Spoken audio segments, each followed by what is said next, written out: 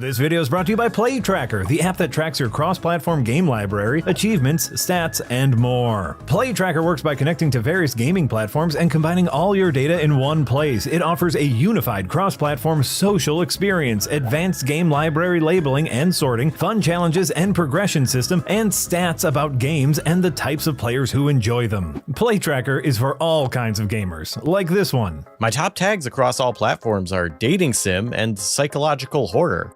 I'm sure that says nothing about me as a person. And this one. My mate Captain Toe Jam 96 and I have a lot of games in common. We should tackle some challenges together. And even me! I'm better than all of you. Unite your gaming multiverse with Play Tracker today and join the official Second Wind Guild to unlock exclusive profile decorations by playing games recommended by us, a group of ostensibly professional gamers with allegedly great taste in games. Ooh.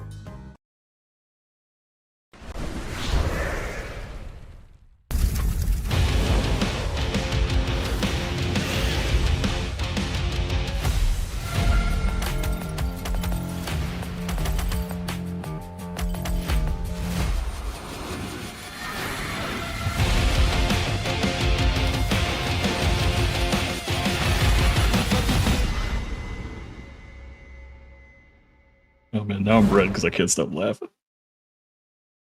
Hello, everyone, and welcome to Firelink Podcast, episode number 94 for Thursday, January 8th, 2026. Marty Sleever here, joined by Nick Calandra, Casey Wosu, and producer Eric for our first show. I'm calling this Firelink Season 3.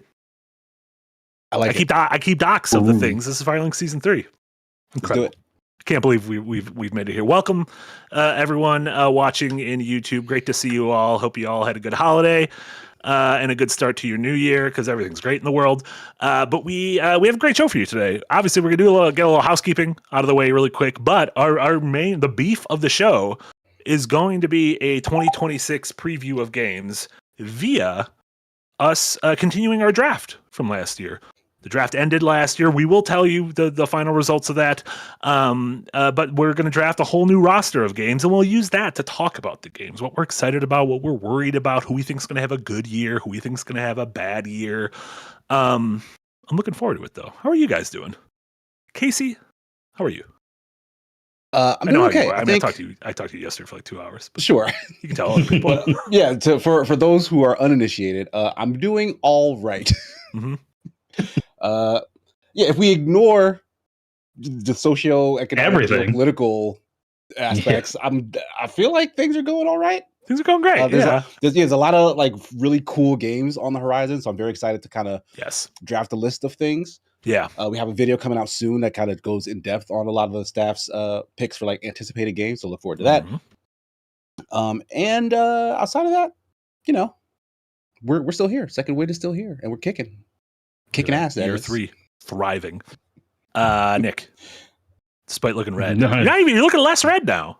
I changed the white balance on my light. So, it's also tough. You're like wearing a white hoodie, so I feel like that's just going to accentuate things, right? Yeah, I either got to look. Well, I was just trying to, give off the colors of the Red Wings, like white shirt, red face. Sure. White shirt, red face. Nothing weird about that. Or as Jesse says, hockey's not even going on right now, is it? Yeah, it's going on literally right now. This second, the Red Wings are playing. I don't even know. I didn't know. All I care about is are they playing well? Actually, yes, they are not playing bad this year. Congratulations, Red Wings. Are you worried about Kansas City moving from Missouri to Kansas? That was a big story over the break. Kansas City, the Kansas City Chiefs, possibly moving to the other side of the state line because of a new they can't. They can't do that. Then they wouldn't be KC anymore. I mean, they would be. It would still be Kansas City. They're still in Kansas City. It would be Kansas City, Kansas, which would arguably mean more Kansas. Oh, that that actually works. Yeah, I support this now. We also can't because the thing is like the San Francisco 49ers are in Santa Clara. The Bears might be moving outside of Chicago into Arlington. There's a bunch of these fake ass like you're not actually in the city. You're in a suburb kind of thing. Yeah, Kansas City is like a big sprawling metro area. So for me, it doesn't really matter because right now I have to go southwest to get to the stadium. And now I will have to go to southeast, and it's about the same distance either way. So. You know what people are going to do? People are going to send that statement to that one dude who's nuts about maps. He's going to fucking geolocate you. dox your ass. People gonna know where your pups live. At this point, whatever. Just fucking come to me. I just, you want honestly, it would make my life easier. Are you hungry? Like, yeah, I got food and beer for you. Just don't stab me. There you go. We'll play around a rematch together, have a good time, and you see where it goes. Yeah, hope everyone's doing well. Not an out open there. invitation, you weirdos. That is not. No, that is like, Nick. So I lost my girlfriend left me, and I lost the apartment. But you said I could stay with you in that one episode of the podcast. Right off the bat, thank you so much, Nosk, with a $3 Australian dono. This is in reference to Windbreaker. Says, Marty, you were talking about New Zealand games. Dredge, number one, because we're talking about games that might be made in New Zealand, and we all blanked. Dredge, that's a great one in New Zealand. It was also funny that we blanked because minutes earlier, Jay was talking about how obsessed he was with Path of Exile. And then we started talking about something and we got to New Zealand games and none of us brought up Path of Exile. No one brought up Path of Exile. Yeah. You probably thought it was made in Australia. No, I remember the New Zealand thing because Amy. Like I did distinctly sort of remember that, but there's no way to know. No way to know. Before we jump into our beefy main topic and the draft and everything, this is sort of quasi housekeeping, but 2 weeks from today, Xbox announced they're going to have their what's become kind of an annual January Developer Direct, which has been exciting in years past. That was the thing a few years ago where we got the Hi-Fi Rush Shadow drop. Last year, the January one was pretty cool. That showed off stuff like Doom Eternal, the new Ninja Gaiden, as well as a big old Claire Obscure featurette, which obviously that game ended up becoming Game of the Year for a lot of folks last year. They have confirmed that the 3 games, at least, that they're saying that they're going to be showing are Fable, hell yeah, Forza Horizon 6, hell yeah, so big day for Playground Games, and then Beast of Reincarnation, which is the game we know almost nothing about from Game Freak. This is the AAA, like, non-Nintendo game from the house that gave us Pikachu. I'm really excited for all 3 of these because Forza Horizon 6, all we know about it is it's in Japan, which, let me tell you, weebs got to play the Forza Horizon games? I'll play one in Japan. Okay. I have played every Forza Horizon game for about 2 to 3 hours. In terms of racing games, they're near the top of my list of ones I like. Genre still doesn't do it for me, but I think we need more car games where you just drive slowly and carefully because I think that's important. But is there any car game where that's what you do? There's probably some indie game where it's like obey the truck driving simulators. Oh yeah, oh god. Yeah, listen, after accidentally calling my keyboard a typewriter, if I start playing that truck driving simulator, I know what's going on. Full UNC status. But yeah, how are you guys feeling about this Xbox Direct? Yeah, I'm really excited. I think it's interesting that like Xbox almost seems like they don't want their studios to be single game studios. Like they're staffing them up to, fill in that first party gap of getting games out every quarter that, this is Playground's year. Last year was Obsidian's year. Sure. Next year is Who's year, Yeah. Yeah. Because I can't imagine Double Fine was only working on Keeper. No, Double Fine or Keeper also wasn't a Tim Schafer game. So, right. Tim Schafer had his all his fingers in the pie for Psychonauts 2. This was kind of a smaller auxiliary game. So, and there has been Shinobi, a former contributor of at the Escapist and just online pretty good dude, said that there is a 4th game that they have not announced, which is not surprising. They've kind of done that before. I'm actually curious. These directs that they've done in this vein, is it always 4 or has it been like 5? Like they'll say 4 and then like a 5th one pops up. I feel like they've set an amount and there's been one more almost every time. Always one extra. Okay. Yeah, I think. Was there one extra last time?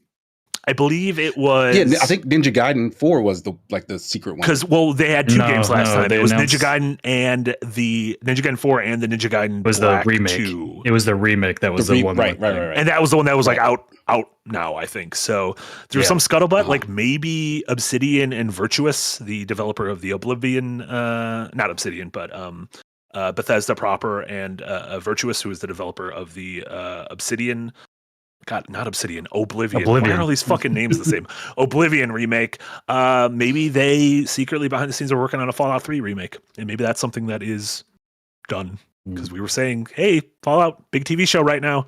What if he had something to show people that wasn't just like Fallout 76 is still here? Like, I don't know. I shouldn't be hating on Fallout 76. I don't know anything about it. It would be New Vegas that would be the one they would want to do, right? But I guess that's the one they can't do. I mean, you could do both, or they could. I don't know. Put them together. I mean, they own Obsidian. Like just Fallout 3. Just Gordon said that they are doing both remakes, but I don't know how soon. I don't know how recently those were greenlit. Well, how about what did James Corden have to say? I heard that dude fucking sucks. I heard that dude is like very mean to anyone he considers like under him. Yeah, sure. You know what else I heard that about? Carlton from Fresh Prince of Bel-Air. Alfonso Ribeiro. I heard he was an asshole. No. Really? I'm gonna start doing a new thing where I start like slandering like people who like aren't famous enough to where it's gonna hurt me, but like I mean, you never know. You don't know where he lays his head to rest nowadays. Could you imagine at some point in my life I'm like, I really need to be able to do the Carlton. I need to ask him. But yeah, I'm really looking forward to this. This is going to be at noon Central on Thursday the 22nd. Maybe we'll stream that, or maybe we'll just do reactions to it here. We'll figure that out. But you want to get into it? I want to get into this. This is going to take a while. This is one of those segments that's going to take quite a while. As we go through our 2026 preview and fantasy draft. Obviously, before that, a lot of folks were wondering what happened last year with the draft. Obviously, it was very close right up until the end. All three of us kind of changing pole positions. But Eric actually has something prepared for us. So Eric, if you would so kindly please run something for us. Oh, no. And now, a special message.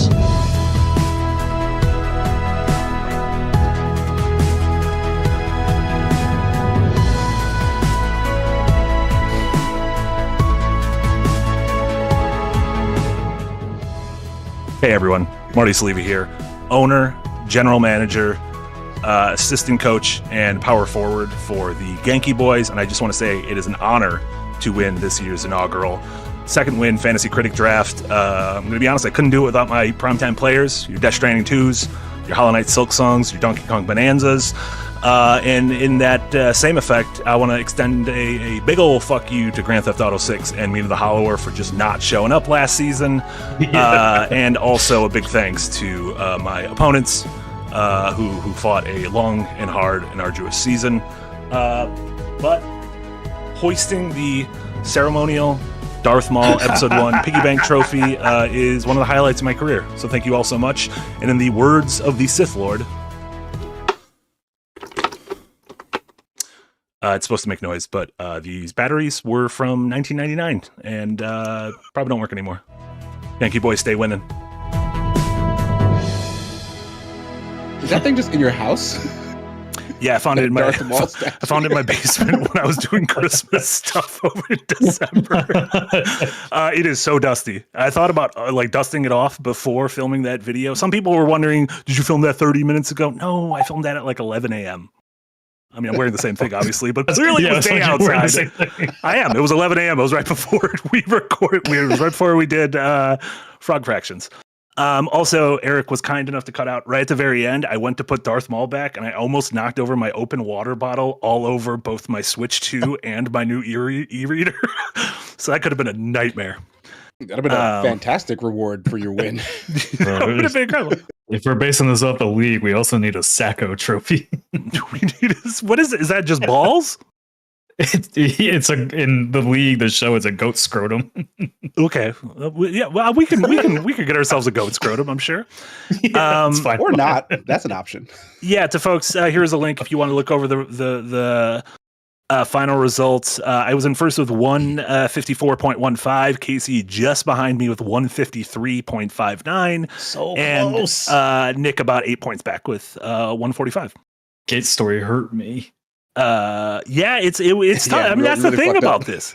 It's tough to do you take the big swings? Do you what do you vote against? It's those little things that ended up separating us. But yeah, very exciting. So with that behind us, do we want to get into this year's draft? Michelle. What are can we say what our team names are? Are we Oh yeah, the sticking with team names same have team been names? updated. The team names have been Everyone's updated. team names are different. Everyone's team names are different. So we figure we'll do drafting rules will be the same way professional sports does, where whoever was in last place the previous year gets to go first, and then whoever's in first goes last. So we'll do Nick, Casey, myself, and it's snake style. So then myself, Nick, Casey, Nick, that kind of thing. Nick, what is your team this year? Viva Pinata or bust? You better take a Viva Pinata game then. You better take a Viva Pinata game. Do you think Viva Pinata could be the secret game at the Xbox Showcase in 2 weeks? I'll leave that for tomorrow. You'll leave that for tomorrow. You fucking coward. I mean, it's not impossible. I'd say go all in, Nick. Yeah. So Nick, with the first choice, what are you selecting in the 2026 second win Firelink fantasy draft? I gotta click draft game. I am going to start my draft with the Blood of Dawnwalker. Wow. This is a big one. This is former CD Projekt Red Witcher folks, right? Kind of doing their own spin on Witcher. Yep. Well, not really their own spin on Witcher. It's not really a like full open world RPG. It's more of a kind of contained 30-day game where you are a vampire and your goal is to save your family. And basically the game is built around a completely breakable quest system where every decision you make moves time forward. And you can kill anybody, you can break any quest. So it's really ambitious, but every time I see it, it looks better and better. So I'm really excited about that one. Yeah, and this one has a release date, right? This is coming out. No, just 2026 date, but no specific date yet. No specific date. Gotcha. But we've seen this like a couple times extended, so it feels relatively safe that this is coming out this year. Correct. Seems like it, and it does look cool. It does look cool. I like the idea of playing as like a half a vampire kind of dude and having that kind of day night. Your actions impact things in the world. We don't have a lot of vampire games where it feels like your actions impact the world. So this time around, I believe if you are logged into Fantasy Critic, you can draft the game on yourself this time. It should be like a green bar at the top. So Casey, if you looks realize like it, this page. So yeah. That brings us to Casey. Casey, what is your team name this Aha, yeah, I see it. Okay, so formerly Hard Games. It's the second year going into this. So we've upgraded to Too Hard, Too Game. Okay. Following the Fast and Furious logic of naming conventions. I was going to say, so far we have Viva Pinata or Bust, and now Too Hard, Too Game. There's a theme going. What is going on here? But yeah, we're going right back into it. Our mantra has always been to prop up like the more challenging games in our library and whatnot. I mean, that's not a 100% rule, but like that is like our bread and butter, I feel like. But on that note, I'm just gonna go right out the gate and pick something that I'm personally like just super excited for. And it was announced rather recently, and that's Control Resonant. Nice. Because that got me incredibly excited, just based off of the fact that the Control universe, or the Remedy verse as they call it, is incredibly arresting to me. Like I love all of the details and all the interconnectedness of all the different games that they have, but all those different games haven't necessarily been games that I flock to like on instinct, and this one is like it's a character action spectacle fighter. So like those two things combined just got me incredibly excited. They didn't show a ton of gameplay, but I believe that first trailer said something about March as release date, because it does seem like it's something that they have a plan for. It doesn't seem like a really big game either. Like, this doesn't need to be like a huge open world thingy. So it seems like they may have this ready to go, and like they've just kicked up the marketing cycle. So I'm pretty confident that we will see this. I do think we'll see this year. March feels early to me. I March feels feel like insane. this could be like a September, like a September game. I would be surprised if it's not a 2026 game. It's weird to call this year 2026. Okay, It so is. I I haven't just said that very much. drafted that. What was that noise? What was that? Oh, that was the draft telling It means it's you're ready. my turn. God, I heard like a woo woo woo. Fucking Control is so good. Also, you know who's thinking about dabbling into Alan Wake? Is you It's Darren Mooney. Darren? He would love Alan Wake. Darren's like, a lot of people have recommended Alan Wake 2 to me. Thinking about going in, but do I need to play Alan Wake 1? And so we're trying to like, I don't want to scare Darren away, but like, actually, you have to play everything, because we don't need that boy playing Quantum Break. That's too much work. But I think an Alan Wake 1 before an Alan Wake 2 probably would hit harder. I think that does make sense. Yeah, that absolutely makes sense. He could also put on easy. He could probably Alan Wake's relatively. Yeah. I still got to do it. Listen, Darren's gonna do it. I can't let Darren be playing games I haven't played. So I gotta. If Darren's gonna do it, because I gotta play Alan Wake 2. How have I not played that? It's How like have the you not X-Files played that game? and Twin Peaks in a is shared literally universe Marty that I the game. love. That is surprising. Wow. Just like you haven't watched the Avatar movies. Did you watch Avatar 3 before you watched 2? No, I didn't watch either of them. I wouldn't do that. That's insane, Nick. Me watching 3 before 2 is insane. I clearly did not play. Did not watch either of them. Listen, I'm busy playing Okami and Resident Evil 6. What do you want me to do? Bitch, I found time to go watch those in theaters. Fuck, you went to the theaters and saw a movie that I didn't? Yeah. Oh, no. Yeah. What's happening Wow, to me? surprising. Too But busy it was a seeing really Marty bad experience. Like, they had the sound was so bad. I went and complained about it. They're like, yeah, we'll fix it. And she kept like coming in and checking in, and I was like, no, it still sounds the same. I can't really hear them talking. There's no bass. This is why I don't come here and spend money here. I'm not James Cameron hearing would the riot. Navi as they commune with their nature god. Excellent. All right. So what's your team name, Marty? My Publisher team name. name this year. We were the Genki Boys last year, but I'm going to be honest. After getting the ceremonial dusty Darth Maul piggy bank that no longer works, we're the Genki Men. So the Genki Men. Time to grow up. Listen, if Casey, I like the fact that you have kind of like a recurring theme with your team. Like you like the games that kind of push to the edge, the kind of tougher games. My theme is I tend to think about drafting like I think about politics, and I say fuck conservatism. I'm just going nuts with this. Swinging for the hills. All right.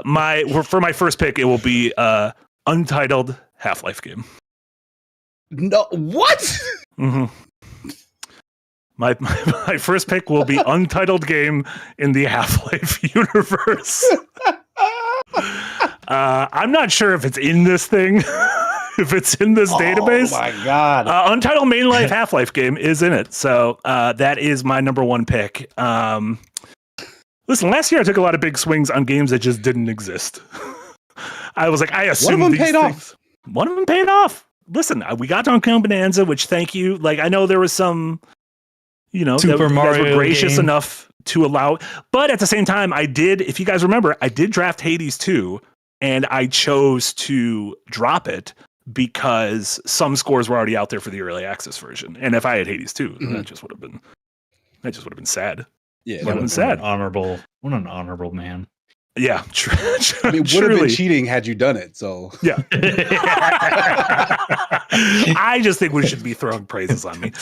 Do you guys think we'll see a Half-Life game this year? No, not at all.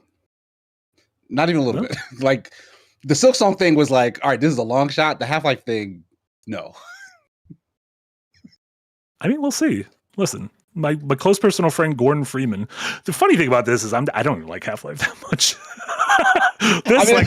This kind of betrays my heart. However, it has the kind of the manic energy I want from this team. Fair enough. I can accept that. So that was my first pick, and since I'm turning the corner, I get a second pick. And with that second pick, I will play it a little bit safer. I'm going to go with Marvel's Wolverine, one of what we assume are the heavy hitters of PlayStation first party, coming from Insomniac Games. Insomniac, gun to my head, might be my favorite AAA developer out there. I think what they've done with Ratchet and Clank, what they've done with the Spider-Man games, what they did with Sunset Overdrive, some of my favorite big budget games of the past 15 years. And I have no reason to believe that Wolverine will not enter that same kind of pantheon.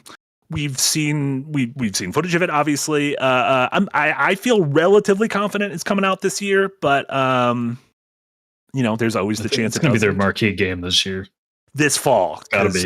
They have another game in the spring, but So with my second pick, Marvel's Wolverine. KC, you're back Nice. up. Oh, will this thing What are you gonna steal from my? I list? didn't. No, I didn't choose it. I forgot to choose it. Oh yeah. Banana. No, we should get that da-na-na-na-na-na thing. That's like when a football team gets to pick da-na-na-na-na-na. Boop. And boop. Drafted. We did it. Boom, Casey, okay. your Now turn. I have access. Okay. All right. So this again, in keeping with the ethos of too hard to game, and also keeping with the ethos of being a big fan of this developer and this game, quote unquote, series that I've still yet to play. I'm gonna draft Saros, which is the sequel. Oh, nice. To That was on my short Son of list. a bitch. That was on my short list. I assumed it wouldn't. I assume I should have just saved Half-Life to the end. I should have saved Half-Life to the end because, that was a one more thing, you jerk. You could have announced Half-Life right there. Gotta start off. I'm fucking stoked for Saros. Yeah, it looks really good. I know folks were really hyped about the previous game, which the name won't even stay in my brain, even though I. What the fuck is the name of that game? Big fan. Saros, which is the follow-up to Returnal from Housemarque. Returnal from Housemarque. Yes. I'm gonna play it at some point. Probably before Saros drops, I'll play Returnal. So that shouldn't be too long because apparently this has a release date already, right? Mm-hmm. So hopefully when this comes out, it is very good. Yeah, this is April 30th. So a couple months away. I assume we're going to see it one more time, probably at Sony's, late winter, spring showcase. But Returnal fucking rules. We should play Returnal. Maybe we should just play Returnal on the Wednesday night slot. You should, but it's just one game. It's just one game. But you should. We need to force you to play Returnal before this game comes out. No one has to force me. I'm gonna do it. I just haven't yet. It's been like 5 years. I'm the pot calling the kettle black here, but right, yeah, you can't. You have Johnny Avatar over here. Yeah, that's my second pick. All right, I'm excited for that one. Well, my next one doesn't need much explanation. I think it's kind of a surefire win, and after last year, I'm gonna take a few surefire hits. I'm gonna stick with Forza Horizon 6 for my second game. That's a very safe pick. That's a series that always gets high marks, and there's no reason to believe that won't continue. Especially set in Japan. And you know what? I'm gonna be honest. Game critics, bunch of filthy weebs. They love Japan. You're gonna get a little Nippon bump from that. Maybe. Yeah. It's kind of crazy that they're working on 2 games that they're about to show off. That's kind of rare that a single studio, obviously 2 separate teams, have 2 massive games that they'll be showing off at the same time. Between that and Fable. Oh, I guess I'm back up. You are back up. All right. For the next one, I'll get a little bit more creative with it. This is going to be from a developer that I really enjoy because I enjoy horror games, frictional games, and Ontos. Can you type that? Because I don't know what that is. Yeah, Ontos. Ontos. I don't know what Ontos is. Yeah, it was announced at I believe the Game Awards. Yeah, Frictional Games announced their next game at the Game Awards. It's the next Game Awards, as in like a month ago. Yeah, Can't be true. Was I there? You were there. Yeah, it's their follow-up. It's basically their spiritual successor to Soma, as they've described it. There hasn't been much in the press about the game, and I was hesitant about putting it on my list. And then I went and looked at the Steam page, and there's a lot more game details on it. And So you think it it sounds like it's gonna gonna than we think? I mean, they put in the trailer that it's 2026, and I may have heard other things. So This fucking sneak a leak out here. Insider trading. The gameplay of this one, though, based on the Steam page, is like you're gonna be like, not only is it like systems driven, like they've been toying around with like Amnesia the Bunker and all that, but it sounds very puzzle heavy with like these really choice driven experiments that you're going to be doing, and it just sounds really fucking fascinating. So I'm hoping they've taken all the lessons they've learned over the years of, you know, all the systems driven gameplay narrative through Soma, and then really make a game that has a lot of game in it this time. Antos, Soros. One of them needs to change their name. Antos and Soros. I don't care which one. One of them needs to change their name. Maybe Antos, because Soros had a name a little bit earlier, but I think it's fine. Like, we have the Outer Wilds and Outer Worlds and we get confused all the time. And you know what? That's just the price we pay. Bloodborne, Battleborn coming out in the same year. Jesus. Antos. It's shocking. I don't remember any of this. Speakeasy said the Stellan Skarsgård game, and I'm like, don't remember him during the Game Awards whatsoever. He's great. Oh, when we heard his voice. Right. Yeah. Okay. Nope. It's coming back to me. Zero. Just fucking nothing on me. Cool. All right. Casey, your turn. Okay. So, don't fight me if you guys had this on your list. But is it Hamaru Himene again? No. I learned my lesson about Hamaru Himene. That game was good at one thing and bad at everything else it tried. So, including coming out. I mean, it might still come out and be good, but I'm not willing to risk another title over it. Sure. That being said, I will take a swing. Ooh. Tides of Annihilation is my third. Nice. Also on my don't have a release date. But it does seem like they've been showing it off enough that it does seem like it's probably going to hit this year. And the last showcase, which Eric has on screen right now, was phenomenal. Like, it was like the game looked really cool in previews before that, but that last kind of lengthy boss section was dope as hell. Yeah. So like I think it might be doing something pretty cool. So I'm very intrigued by it, and it fits the ethos. This is the dark fantasy Arthurian tale set in like a modern day London that's all messed up. Very heavy character action game. First shown off at the PlayStation Showcase about a year ago. It was like their first showcase, I think, in February. So I think that's a safe bet for it to be coming out this year. And I do think that that alongside a few other games could be this year's kind of big. I don't want to say out of left field, but like, coming out games in the same way that like Lies of P and heavy Lies of P energy is kind of or even Clair Obscur last year, like being like, okay, we got a new developer to keep an eye on. So comes out of China too. That's right, which I don't know. More on China later. About. Yeah, exactly. I'm sure there'll be more games. Cool. We're back at me. Before I choose my games, a couple super chats that came in. Far Too Many Frogs, thank you so much for a $2 dono. I'm making a bingo board for the community. That is awesome. Yeah, if you go Frogs, the premium general channel, I believe earlier this evening, some folks were talking about wanting to put one together. So get in talk with that. I think I would love to follow that, and we'll give updates throughout the year on that as well, if y'all do that. And then Dower Dodger with a $2 dono, thank you so much, said, just go all in and draft Beyond Good and Evil 2. Even the Genki boys aren't that suicidal. Even the Genki boys ain't that crazy. Thank you guys so much. I get 2 picks now. For my first of two, I'm going to choose a game that is dated and coming out pretty soon, in about a month and a half. And that is Resident Evil Requiem.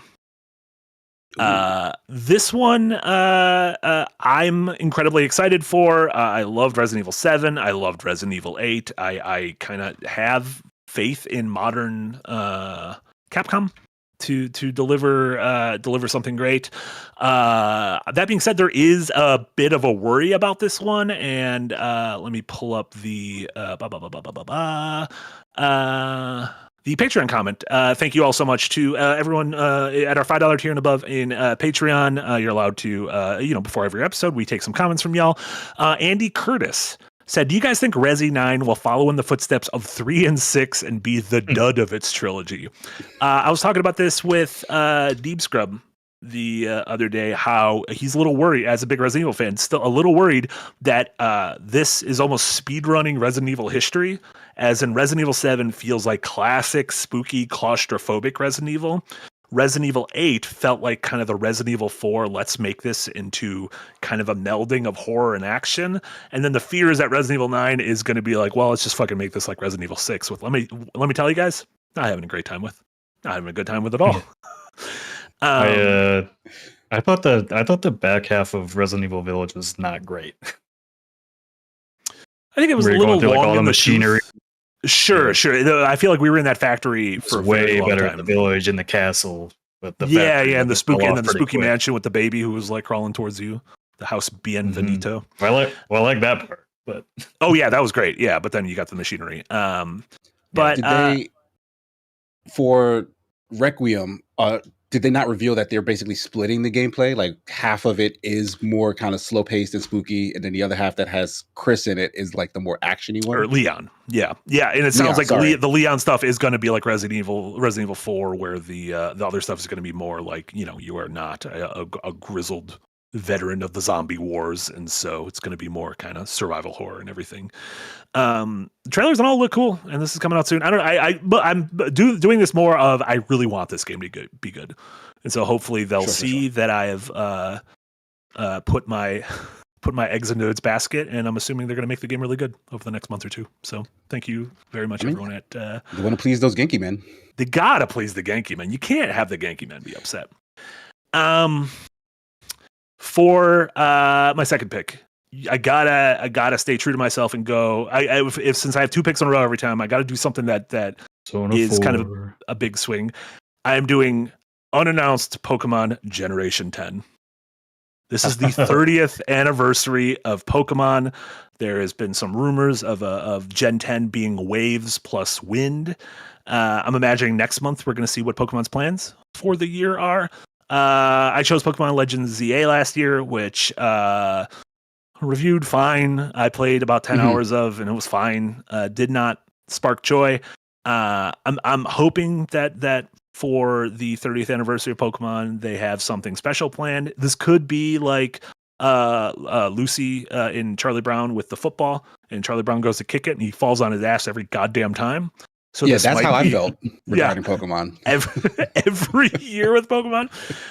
We do know Pokopia, which I believe is the game that Eric is showing right now, is coming out this spring. That's the one that's kind of the weird like Animal Crossing-esque thing where like a Ditto takes the form of a dead girl. We keep saying she's a dead girl. I don't think that's in the story anywhere. But all evidence points towards it, though. So all evidence points towards the girl is dead. Yeah, that game is not the game I'm choosing. I am choosing whatever game this fall is the Pokemon game. Yeah, I mean, because like clockwork, there's a Pokemon game in November. So like the thing that got you over with the Donkey Kong pick was that you specified the team that was behind the game. So I feel like this might be a little ambiguous in terms of saying like the next. Okay, so I'll say right now. Fuck. Why did you shouldn't have said that? That's real. You really fucked me with that. Yeah. I would have had a legal loophole to be able to wheel out otherwise. I'm saying Pokemon Gen 10, the new generation of Pokemon. If we get a beautiful looking remake of Red and Blue, that will not count as Pokemon Gen 10. Right. Okay. So there has to be a new generation of Pokemon is what this is the follow up to Sword and Shield. Gotcha. No, Scarlet and Fair Violet. enough. I will accept I it. can't remember which one was the last one. Scarlet and Violet was the last one, right? It doesn't Scarlet and actually Violet were matter. the last ones. Yeah. So it is the follow. Yeah. So we had Sword and Shield and Scarlet and Violet, and this is the next in that line. Gotcha. I will accept it. You really fucked me with that, Casey. You shouldn't have said that. That was my loophole. I need to. Whichever Pokemon thing gets the best rating. I need to choose. Right. Well, I was talking about that one. Whichever one. I don't even know where to. Okay, yeah, Pokemon Gen 10. There's like Pokemon Black and White remake on that's not even a real thing. I don't know, whatever. None of these are real. All games are fake. Drafted. All right. I heard the little announcer thingy. All right. So this, I think we just got this announcement, like if not yesterday, then like today. But I'm very hyped for Mario Tennis Fever. Ooh, nice. Yeah, the big overview trailer just came out. Yeah, I was a massive fan of Mario Tennis Aces, which was on Switch 1. Mm-hmm. It was a really, really good game. Solid single player stuff, like really fun multiplayer modes, like both the crazy superpower version and like the stripped down, let's just play some tennis version. Like they're both like very good, very fun. And like I felt like that game kind of died in obscurity because like just no one kept playing it after a while. Like I would go online with my son because he was a big fan of it. We'd play doubles and then we would just never match with anyone online. Mm-hmm.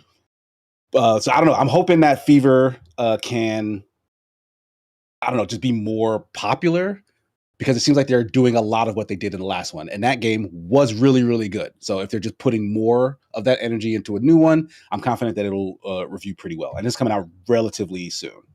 Yeah, and it's got, like, from that overview trailer, a ton of stuff, like 30 some characters, and like a full-on kind of adventure story mode, a bunch of different weird... they did that in the first one too, yeah. Yeah, a bunch of weird kind of auxiliary modes. There's like wonder rackets like rackets where your shots, if you power up your meter, will do something when they hit the ground. Yeah, like special... Yeah, like ice. Like those were...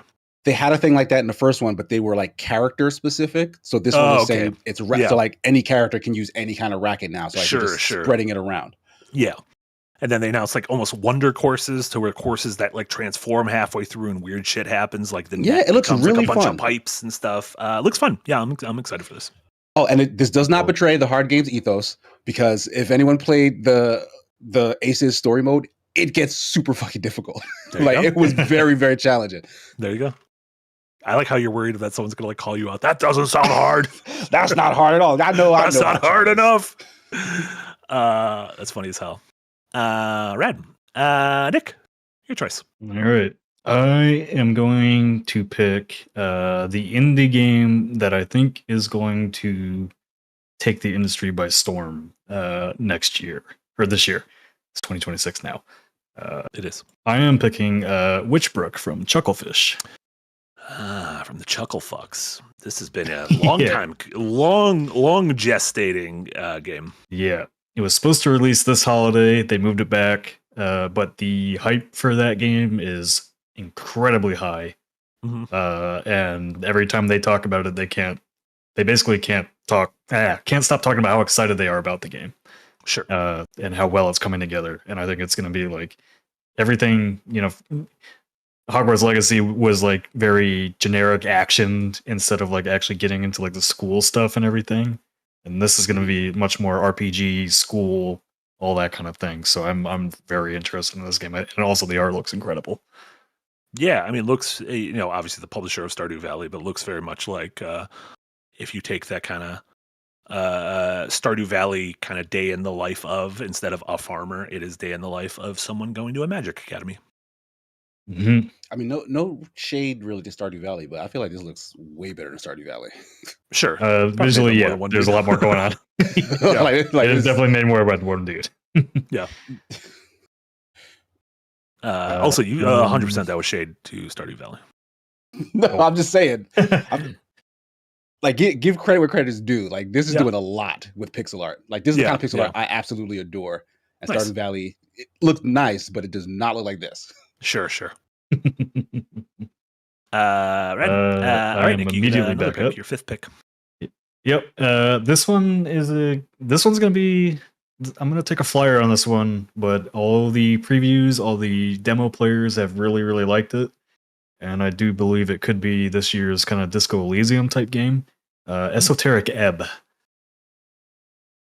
Literally, I've never heard of this. It is basically if you take Disco Elysium and add D&D dice rolls in like a more fantasy setting, and everybody that has played it and talks really highly of it. Comes out, I think, in March, and I think it's going to be one of those possibly a big sleeper hit at the start of the year.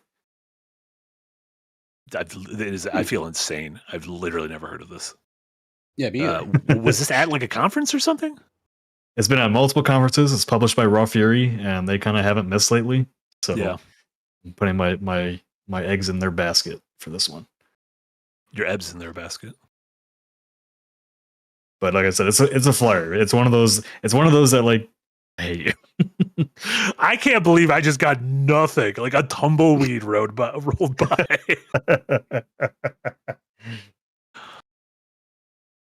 Sir George Lucas says my picks keep getting weirder. I'm like I'm trying not to play it safe. I'm going for games that I think are really gonna nail it this year. Well, and you're dipping into the indie space, which Casey and I have been cowards so far and haven't.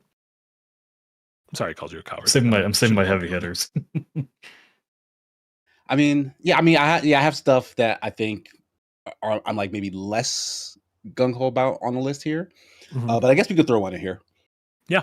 Does it count as an indie? I guess. You know what? No, they're not. I don't think they're indie. Is Milestone an indie? Who? Monster? Milestone? The Hot Wheels Unleashed devs. Oh, I assume so. They're more AA, yeah. Like AA, sure. So yeah, I'm picking Screamer. Screamer is an arcade racing game. Come out later this year. We talked about this a little bit. There's a good one with chance, anime story stuff going on. Yeah, like it does what Need for Speed Unbound did, where like it has characters that are anime styled, but then the driving and cars are more grounded. Like it doesn't look like hyper realistic, but like way more realistic than the characters involved. But this is doubling down on some of that stylisticness by giving you like big personalities. Like the characters look like they're part of like squads or whatever. Like there's interconnected drama between them. There's like a whole storyline attached to the side of it. So they're having a lot of fun with that. It's arcade racing, but it's also throwing in a dual stick control. Like apparently you steer with the left stick, but you can like flip the back of the car for drifts with the right stick. So like it's very interesting, very appealing. And it seems like it's coming out this year. Like they've been dropping some trailers. Yeah, it's coming out this year. This could go either way. This game could be really bad. Sure. Yeah. Or it could be like a surprise delight. Yeah. But I really want it to be good. It looks pretty sick. Racing games are always a toss up if they add in anything that's not, just Forza Horizon. Well, that's the thing. Like Milestone, they've made the last two Hot Wheels Unleashed games, and those games were really freaking good arcade racing games. Like they used the license like as much as they possibly could, and they still kind of went under the radar, which is a little like sad. Like I think the first one maybe did a lot better than the second one did. But I don't know. Like I have faith that they know how to make a fun racing game, and they're trying something new here. Even though I think that Screamer IP has existed. Like I think there's a very old one that was nothing like this. But whatever. Let's see how it goes. Oh, I didn't actually know that. Fun fact. Cool. All right, we're back at me for 2 picks in a row. I'm going to, for both these picks, I'm gonna be leaning into weeb shit remakes.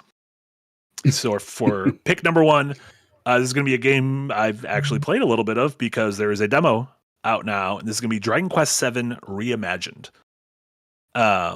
This is the next Dragon Quest game. A public demo is out now, at least on Switch. I'm assuming you can probably pick it up in other places. This is a remake of Dragon Quest VII, I believe originally on the PS1, and then it was released on the 3DS. This is a new version that has this kind of not tilt shift, but it almost has like a diorama look to it, like a little bit like that Fantasian game, a little bit like the Link's Awakening Echoes of Wisdom. And I'm really intrigued by this game from all accounts. I've not played Dragon Quest VII, But by all accounts, that's one of the best in the series, and so I'm excited to experience it for the first time in Dragon Quest VII Reimagined. John this looks like a jam. Yeah, this looks like it'll be fun. It looks really charming and with good sense. Someone said, God, what did they say? Oh, someone said the characters look like the characters in Team America. And once they said that, I could not see that, which worried me a little bit. But yeah, I'm excited just to play this one, and this is coming out relatively soon. John Arbuckle said, I expected Parasite Mutant or whatever. I downloaded the demo for that. I just saw it on Steam. I haven't played it yet. That is a indie game that is this is not what I'm picking. An indie game that is just 100% take on Parasite Eve, which I'm a big fan of. So they're just doing that again. Okay. They're just doing that. There's people doing Parasite Eve. So excited for that. But then with my second pick in this little line, I think it's pretty obvious talking about Weeb Shit remakes. I'm going with, I don't know if this is coming out this year, but I'm going to hope, because again, another 30th anniversary, Persona 4 Revival. This is the Persona 4 remake that we saw last summer. Persona 4 is one of my favorite games of all time. And this is, someday they'll make a Persona 6. Probably not going to be this day, but at some point they'll make a new Persona game. And until then, they'll just keep remaking all of the old ones. They did a little 30th anniversary announcement in Japan last night. They're doing a bunch of them over the course of the year. And people were very disappointed when it was like, here's some pins, here's a tie-in we're doing with a Japanese chain of bowling alleys, and there's going to be a concert in Tokyo. And that was all they announced. It's very random and scattershot. Very random. Although the concert, end of April, to be honest. Might just take a week off in April. Go see how these boys are doing. But yeah, Persona. Men now, Marty. How these men are doing. How these men are doing. So I keep thinking I have to actually do this. Persona 4 Revival. Oh, I didn't spell revival right at all. Revivi. Whatever. Revivi's fine. Boop. All right. That was it for me. Back to me. Are we doing... have we decided how many picks we're doing? We're doing 12? 12. We did 12 the first time last year. Okay. We did 12. Okay. Cool. It felt like we didn't do that many, but all right. Yeah, we did 12, and then we got a couple more late in the year. Yeah, we will we do that again? Yeah, we'll probably okay. do it. Yeah, maybe spread it out, maybe a couple in the summer or something, but we'll see. Seems fair. All right, to stick to the more indie train before we get back on some more sure things, at least in my mind. Last year, I was very disappointed that a thing that I was very excited for got pushed out of the year. That was Battle Vision Network. Oh, yeah. This was made by Capybara Games, who made Heroes of Might and Magic. Or was it Clash of Might?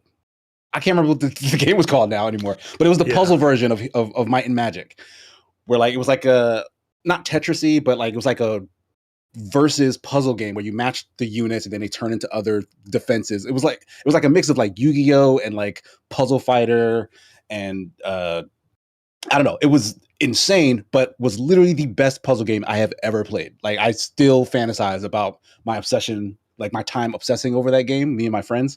And Battle Vision Network is a sequel. It's not the same IP, but it's the same people making another one of those.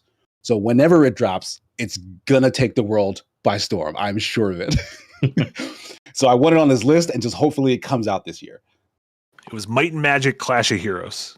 I got it on DS. Of course, you have a copy in your hand.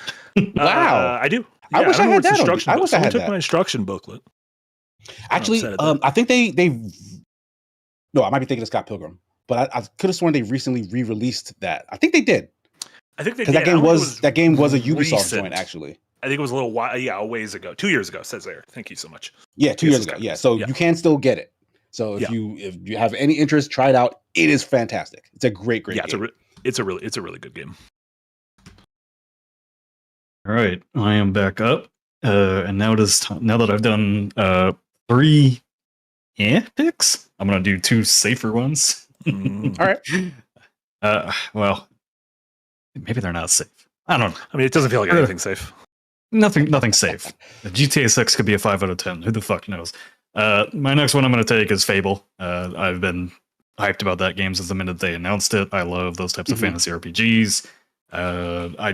I believe in playground games to do something really special with this. And I talk about it more in my Unpack tomorrow, but I do think like this is the game that's going to be like that game for Xbox as like, wow, this is what happens when you give a team a massive budget and let them just go. Yeah.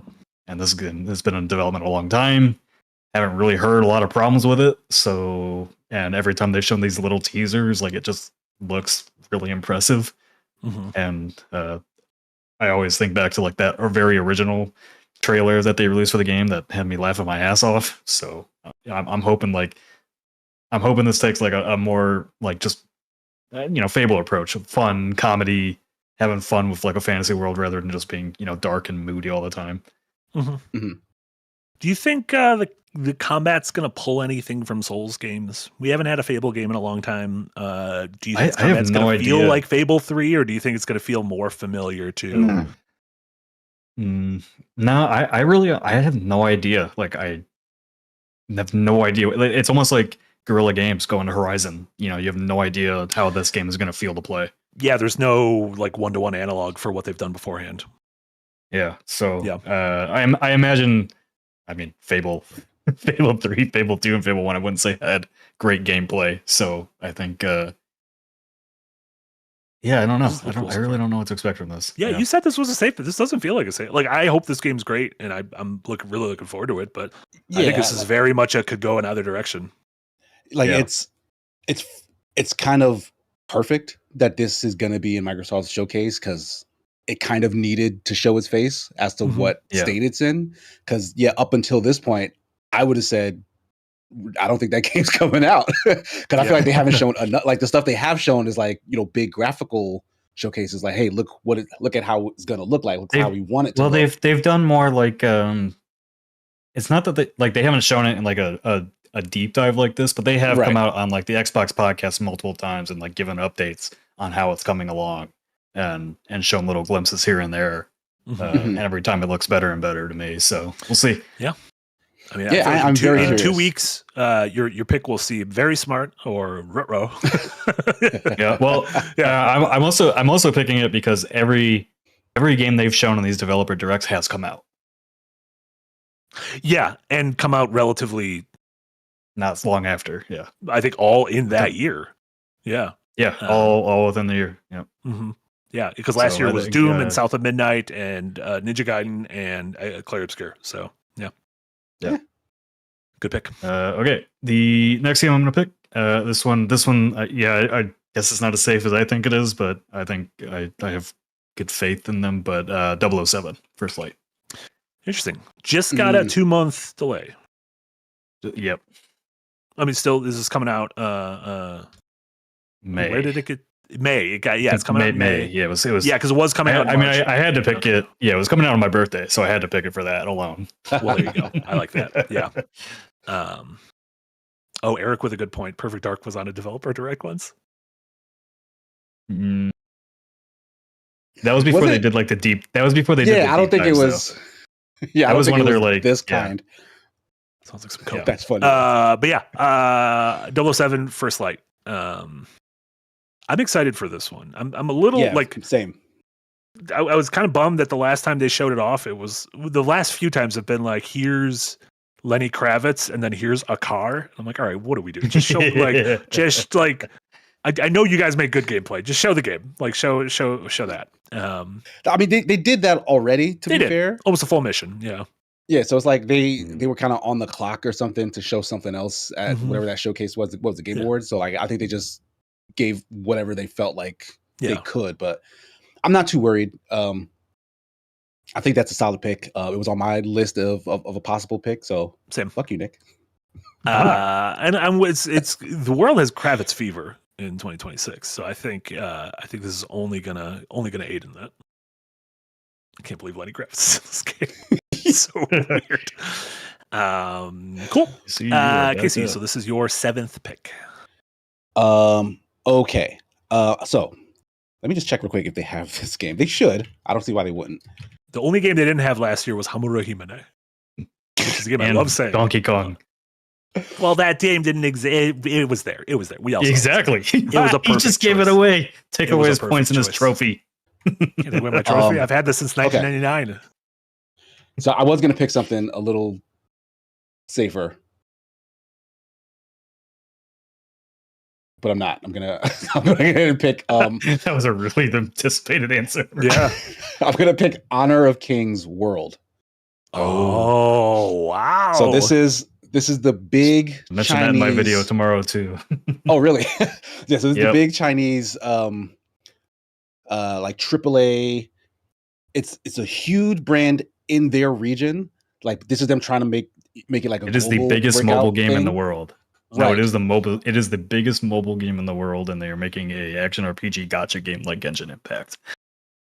Right, and it does look really good. Like from the trailer and stuff that I've watched, like the gameplay looks solid. And China has been on a roll in terms of releasing some big budget stuff in the West, like even the free to play stuff, like Where Winds Meet. Like it may not be everyone's cup of tea, but that game is doing gangbusters. Like folks are really into it who are into it. So I think the door is wide open for something like this to like really hit hard.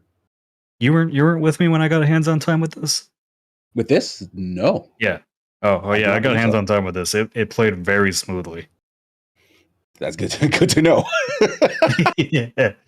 Because it looks really cool. Where did you play this? At like PAX?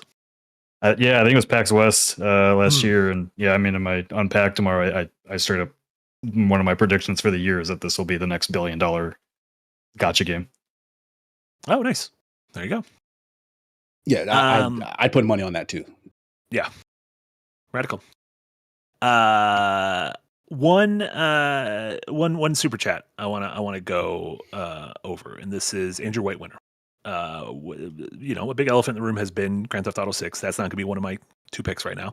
But says, if GTA 6 wasn't coming out this year, what would be the most hyped game? And Andrew said the most hyped game, not your most hyped game. But like, what do you think will kind of be the biggest, make the biggest splash, like the biggest event game this year if we had to remove Grand Theft Auto? That could be Wolverine. Maybe Wolverine. That was one of the things I was thinking. I mean, Wolverine's up there, but Yeah. it's not like a sequel. So It's not a sequel. I would and it's honestly, exclusive.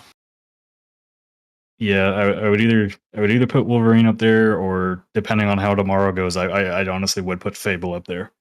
Or 2 weeks. people could reach that height. Yeah, and I mean, it's going to come to the PS5. Like that's pretty much a guarantee now too. So, Yeah, they just announced Avowed's PS5 release Avowed's next PS5, month as yeah. well. So that took about a year, but yeah, I don't know. yeah, Yeah, it might be an easier thing. Yeah, Joe Muslomo says Half-Life if it's real. Sure, obviously, like that would be a that would be very much a thing. But who knows if that's coming out? Interesting. Okay, got 2 more picks my ways. For my first pick, we've mentioned Microsoft stuff. I'm going to stick with Microsoft, and I'm going to go with Gears of War E-Day. no, Love me. I think that's pretty solid. Love me some Gears of War. I'm a little bit worried that it wasn't on the list of games. I thought that would be a game that they would show at their January thing. Doesn't make me worried about the game, and obviously, if it comes out in the fall, that's something they could show at their summer showcase and everything. We haven't seen gameplay from this though. We've only seen that one little teaser trailer, but I love the Gears of War series, and I've loved what the Coalition has done with. I liked Gears of War 4, and I really liked Gears of War 5, and I really liked the Gears of War 5 Hive Busters.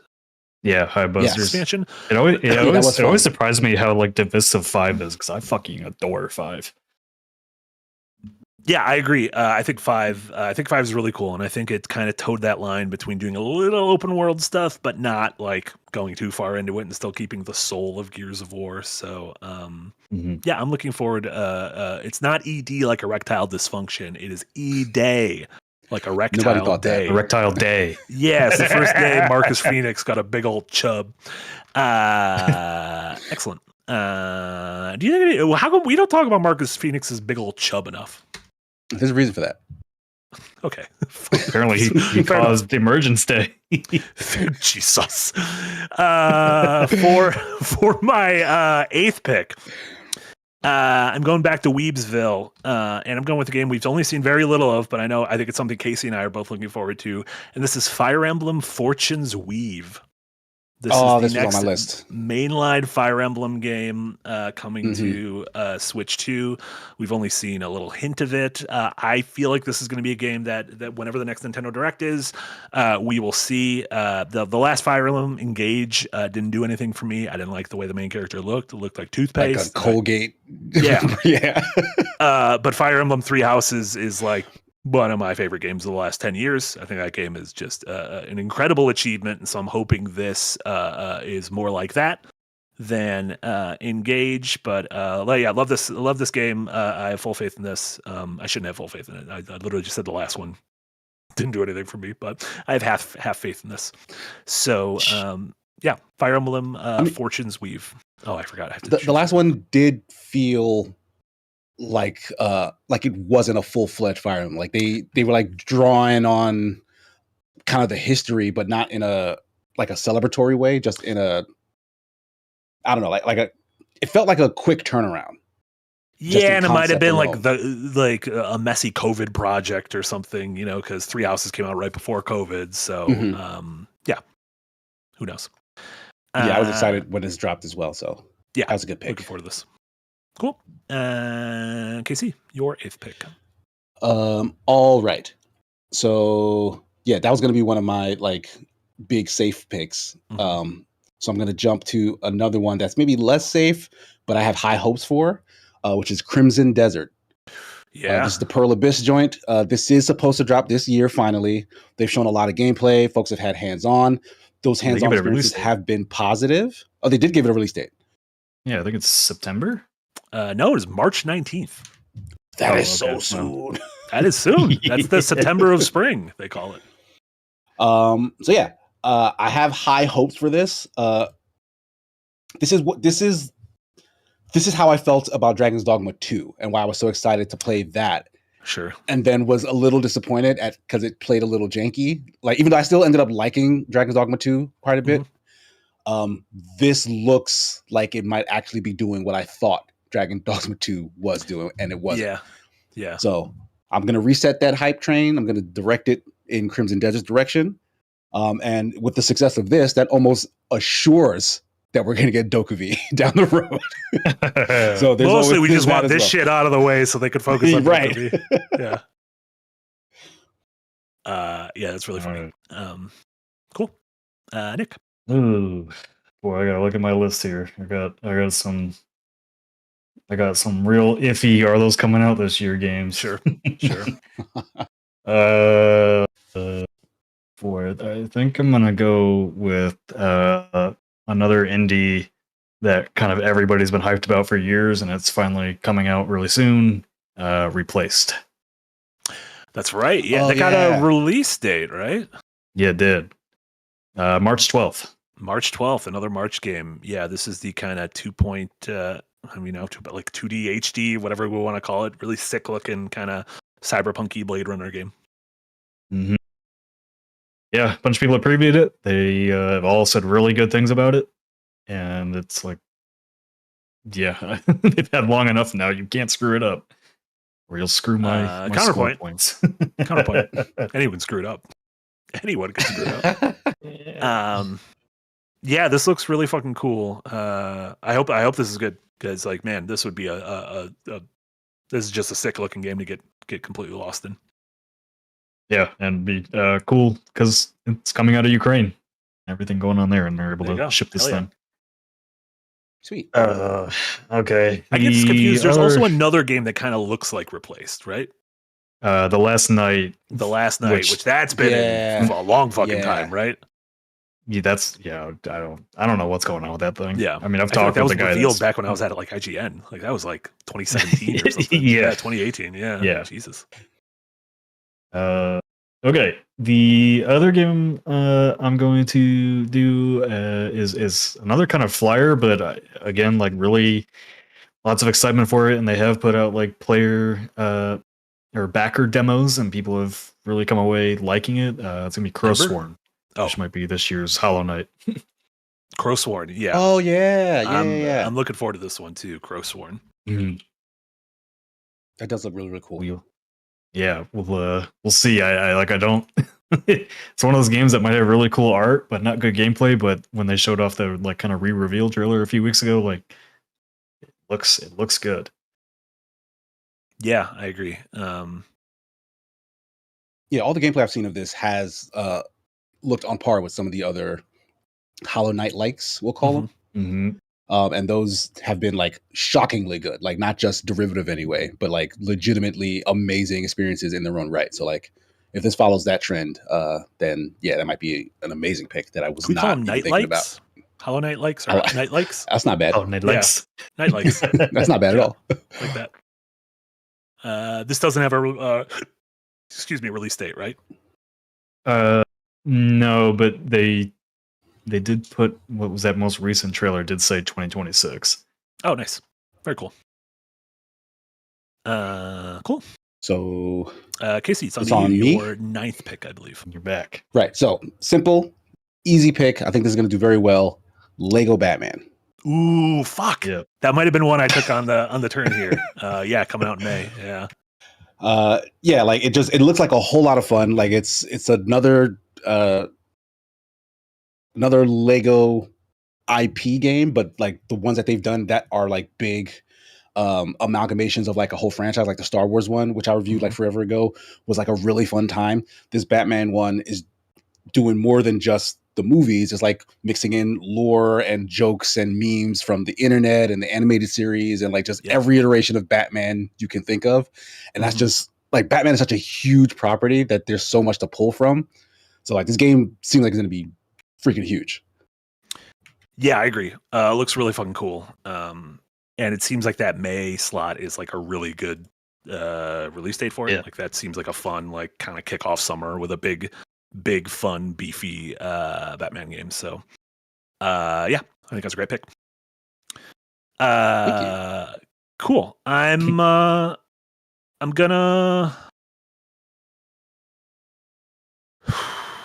You're gonna break the ice and take GTA?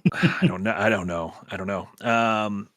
No, It I could feel be like bad. a scab. I feel like taking it is a scab move. Too easy. No, in my mind, it's like I don't know. Am I crossing a picket line? Am I union busting if I take it? It's not like 100%. First off, that was a goof, and second off, I'm sure if you dig into my games, there is unethical practices at every single one of these studios because that is sadly how art is made. You know what? I chose one Game Freak game. Fuck it. We're choosing a second Game Freak game. Beasts of Reincarnation, the aforementioned game we talked about. We don't know anything about this game. Risky At boy. all. We don't know anything about this game. But the fact that Microsoft is putting it on their developer direct in 2 weeks, I'm hoping it means something. Means that there's confidence behind it. Like we just don't know what Game Freak would do with hardware that isn't 10 years old. Anything. I'm of two minds of that logic because, like, yes, Microsoft has been kind of knocking it out of the park with their third-party picks.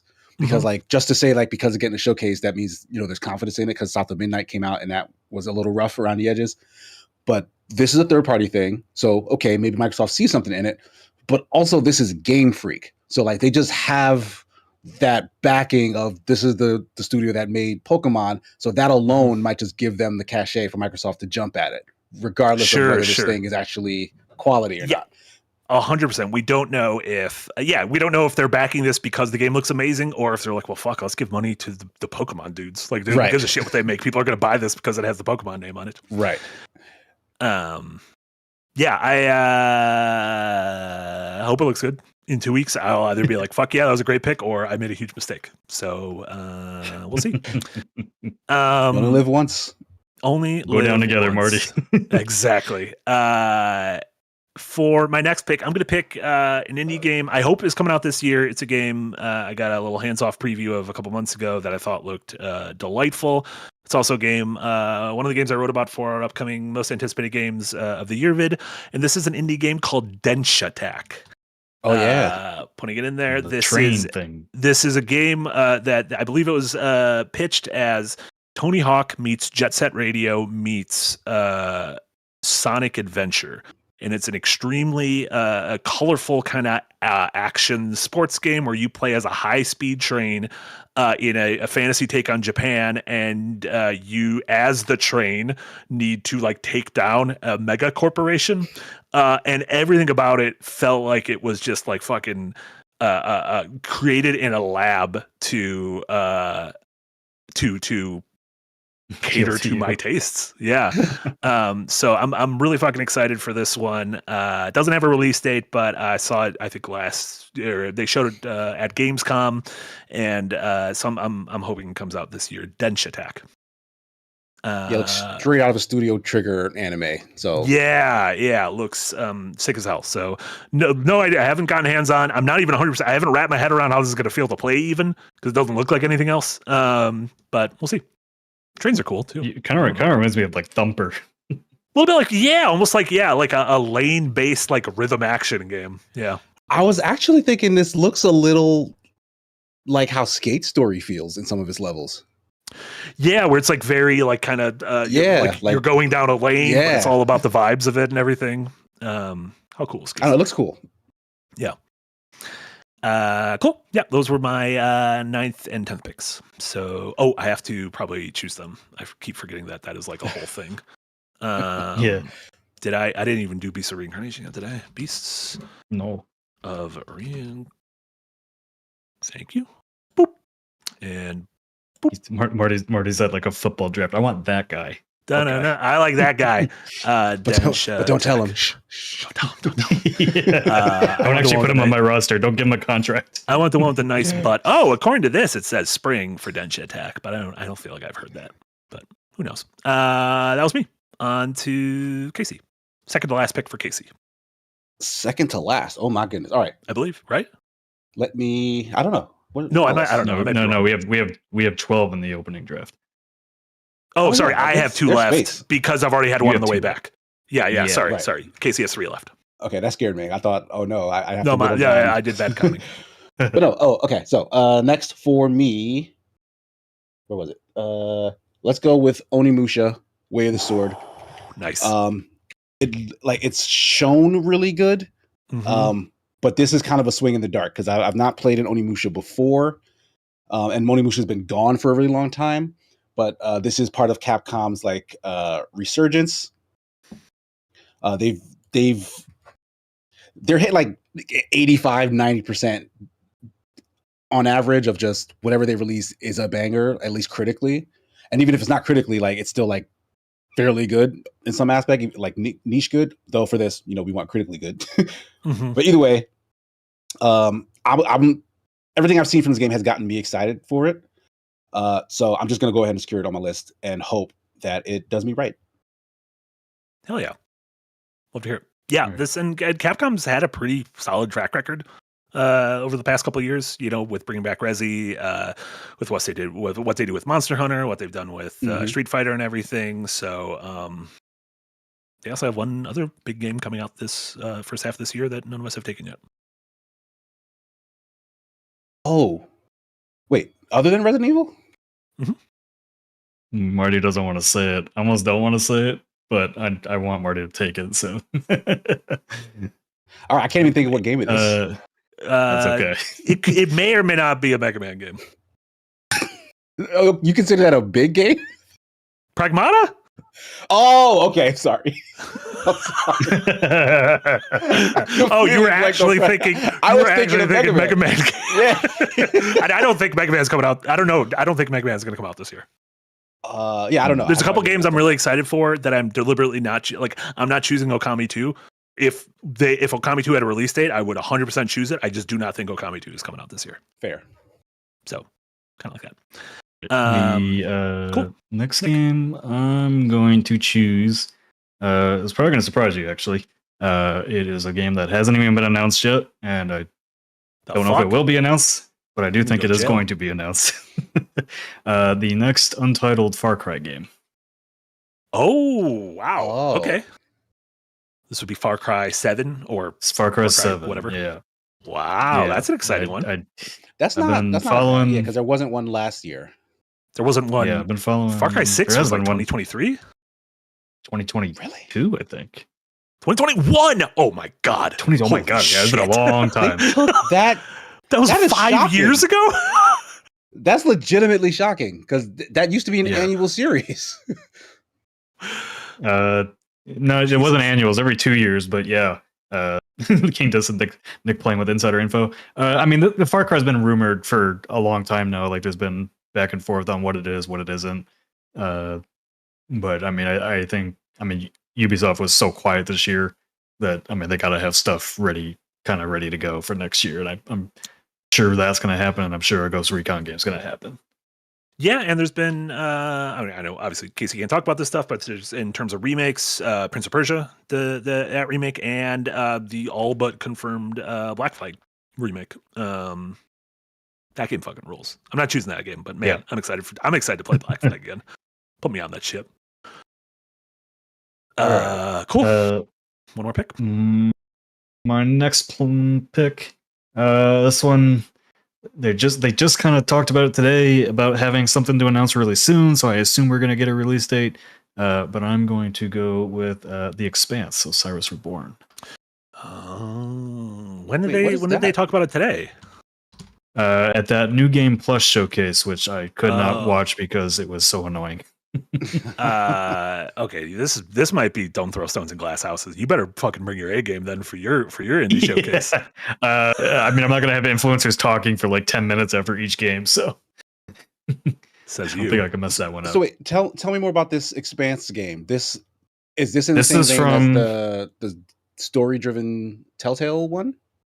No. This is from the developers at Owlcat Games. They've made the Pathfinder CRPGs and that Warhammer Rogue Trader CRPG, and this is more of a Mass Effect style game. It's a third-person shooter, heavily inspired by Mass Effect. Like, if you were to look at it, you almost wouldn't know the difference. But So this was just announced. they know how to. Yeah, it was just announced, but every time they show the gameplay, it looks like it's really far along.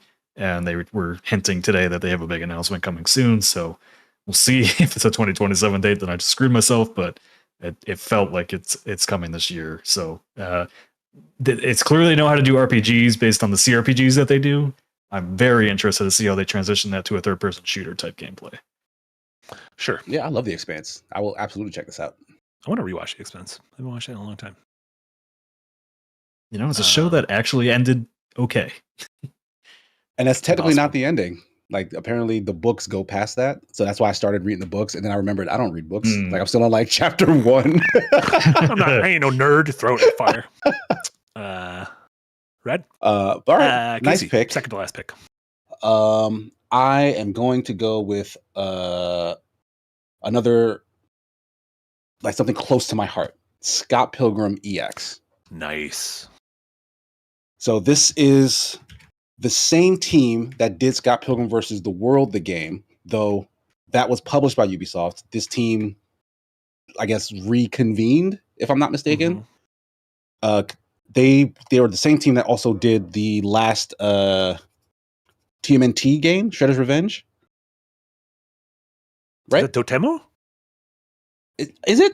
I might be. I just wrote about this and I can't remember. I think they're publishing it. I don't know if they're developing it. Maybe that's Tribute the Games difference. is the developer of this one, it looks like. Yeah, they just did Marvel Comic Invasion, I believe. Right. Oh, and Shredder's Revenge. Yeah, sorry. Yeah, and they did do Shredder's Revenge. Yeah. Okay. Shreddy, yeah. So like Scott Pilgrim was a beat 'em up back then that was just way more fun than like any of the other like sort of callbacks to beat 'em ups. Like, it was doing a lot of new stuff. It used a soundtrack by a legitimate chiptune band, Anamanaguchi. They're back as well. The Nice. story in this is also being written by the original creator, Brian Lee O'Malley. So like, it's just all of the pieces that made that last game great are back for this sequel. And it's like I don't know. This just feels like something that we never should have gotten, and we are about to get. Sure. So hopefully it's good. It feels like it's going to be good, but I'm drafting it out of love. I like it. I'm inspired to draft things out of love. My final 2 picks are going to be drafting out of love. And my first pick is going to be an indie game that I feel relatively sure is going to come out this year because I think it was originally slated for last year and got pushed this year. And that is Mixtape. That is the second game from Beethoven and Dinosaur. This is published by Annapurna. Beethoven and Dinosaur did The Artful Escape 4 or 5 years ago, which I fucking loved. It was a very, very kind of simple 2D kind of narrative driven, barely a platformer, but it felt like a playable David Bowie music video. This sticks with the music of things, but this is very much like an 80s coming of age kind of John Hughes movie. It is like a mixtape about this, like it feels like a handful of like friends kind of sending off their teenage years, doing the kind of shit you would expect teenagers to do, kind of in their last summer together. With an incredible soundtrack, which they've said got like Iggy Pop and Joy Division and Devo and Smashing Pumpkins. I'm really looking forward to this. It's coming to Game Pass. I think it's coming to everything as well. But yeah, Mixtape. I really fucking loved the Artful Escape. So this seems like a cool evolution of that. So yeah, that's gonna be my nice. My first pick. And then boop, I hit the button. For my final pick. There's still a lot of shit. I'm not going to go with Grand Theft Auto. I'm not going to pick any of the ones I picked last year that didn't come out. Even though Mina the Hollower feels like it'll come out this year because they said it's not delayed very long. But I'm not going to pick that. I'm not going to pick that Marvel, the 1943 Hydra game, even though I think that looks sick as hell. I'm gonna go. Fuck it, another big swing. I'm going with Judas. Wow. This is Ken Levine's Judas. You're formerly Irrational, now I believe Campfire Games. Is that the studio's name now? Campfire. I think Ghost Story Games. Ghost Story, yeah. I think their logo is a campfire. This is, Ken Levine doing BioShock, but different. And we've seen this. This game was first revealed years ago. We saw more of it last year. We know Troy Baker and Laura Bailey are playing the 2 main characters. This is sort of girl trapped on a space station with warring factions, and this is going to like really embrace the whole narrative Legos thing that Levine has been talking about for the last decade. Of each playthrough is going to feel huge and different. I hope this comes out this year, and mostly I'm just morbidly curious about this game. This will either be one of those, you took 15 years to make this, or it'll be like, holy shit, this is really cool. So we'll see. So yeah, that was my final pick. And I'll put it in. Cool. Casey, your final pick. Okay. So I have one more pick as well.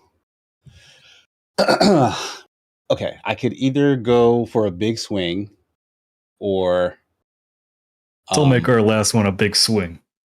Don't make it. I mean, it's not technically the last one, right? I did a big swing. If Casey does a big swing, then we can shame Nick into not doing a big swing. Fuck it. Let's do a big swing. Last pick, Ananta.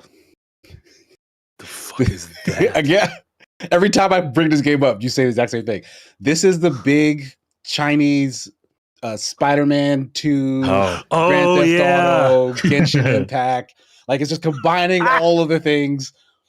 This game has been in like some sort of like development limbo. Like, they've been showing pieces of it all for like a long time now. I do not know when it's supposed to launch, but folks really want it to launch in 2026. So, is it even on this list? I'm sure it's. I think so. It's got a website. It is. Yeah, it's a big TBA on it, though. Yeah. You know what the funniest thing is? Anyone could win this if they would just choose games that had lockdown release dates for the next 6 months. Literally, this would not that many, to be honest. I mean, that is true. That is true. It feels like there's too early in the year. Yeah. That's man. a cool pick. I'm afraid I'm of this. also looking forward to this one. Ananta. And I will also forget afraid of this its last name pick. next time. Why? Don't be bullied by us. Go where your heart takes you. No, already got no balls into it. I am going to draft the Duskbloods. Oh, that's a good last pick. That's I a like good it. one. That is a good one. That's a good last pick. I was a non-believer until I played Elden Ring Night Rain, and now I believe that From Software really could do a really good multiplayer Souls-like game. Yeah. This is the big question mark on this is a at least at the start. This is a Switch 2 exclusive. This is Nintendo ponied up some money for this one. So interesting. I think That's what I have to say about that. No idea think what to that alone expect from might this hurt it. thing. Is it even going to Interesting. run on Switch? Yeah, like that might be why it doesn't score as high as it maybe could. Is because it Yeah. Fine. A really good It'll be game runs like fine. shit. 40 out of 100. Fuck. It'll be Completely broken. fine. No, I respect that okay. pick. So do I. So we now have one final pick, and that is the counter pick. Which, if you remember last year, we each now have to choose one game that is on one of the other two lists that we think will score poorly. Or, I believe, if you can also kind of play it safe and choose something that you don't think will come out. And if it doesn't come out, then you just get 0 points. As opposed to, like Nick, you kind of got screwed over by choosing Skate Story, which got good reviews, and getting a bunch of negative points. So Oops. it looks like I am the first pick here. You're the first pick. Or the only pick here.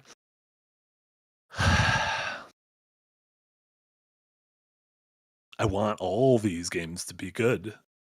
I literally want all Well, these of course, games to be yeah, good. of course, we all want the games to be good, but some games just have the writing on the wall. You know what? Fuck it. I went with it last year. I'm doing it again this year. I'm gonna go with the Duskbloods. I went with Night Rain last year. Got hella negative points last year.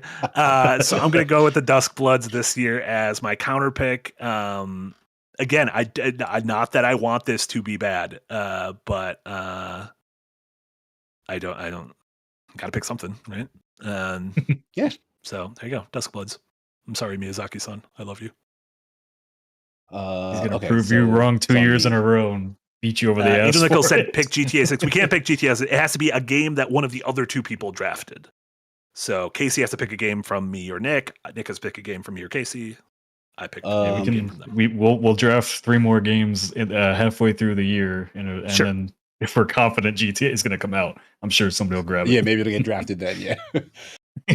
Fuck this game. Excuse me. So I am gonna go ahead.